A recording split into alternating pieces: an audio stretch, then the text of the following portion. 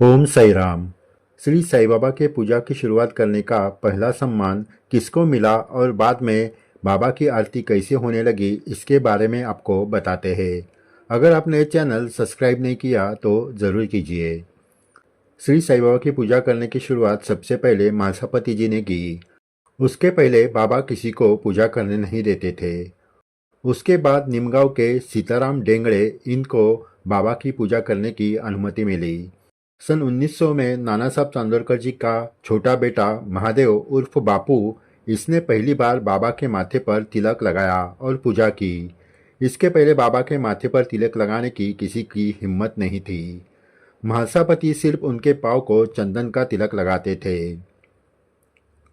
तात्या साहब नुलकर, इनके मित्र डॉक्टर पंडित, इन्होंने सबसे पहले बाबा के माथे पर त्रिपुंड्र निकाला। इस तरह बाबा की सिर्फ पूजा ही होती थी, लेकिन बाबा उनकी आरती करने नहीं देते थे।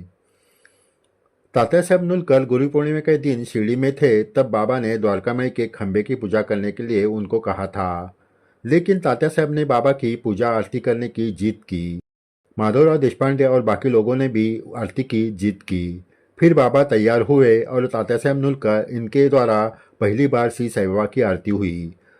मार्च 1911 से गुजराती भक्त मेघा बाबा की आरती करने लगे। वो एक पांव पर खड़े रहकर आरती करते थे। मेघा के मृत्यु के बाद अगले ही दिन 20 जनवरी 1912 से बाबा के आज्ञानुसार बापू साहब जोग बाबा की आरती करने लगे।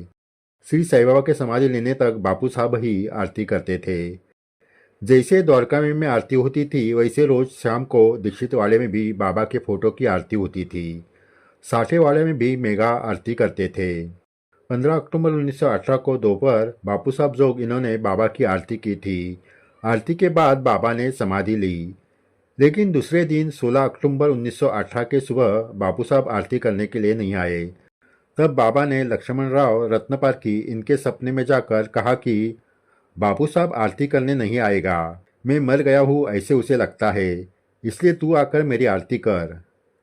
इस तरह उस दिन सुबह लक्ष्मण राव रत्नपाल की द्वारका में आकर श्री साईं बाबा के देह की आरती की। उस दिन से आज तक शिरडी में श्री साईं बाबा की आरती में कभी भी खंड नहीं हुआ है। बाबा ने ही कहा है, मैं मरा नहीं हूँ, जिंदा हूँ, मेरी आरती करना मत छोड़ो। आगे भी ऐसी दुर्लभ जानकारी देते रहेंगे। अगर आपने चैनल सब्सक्राइब नहीं किया तो ज़रूर कीजिए। जय साईं राम।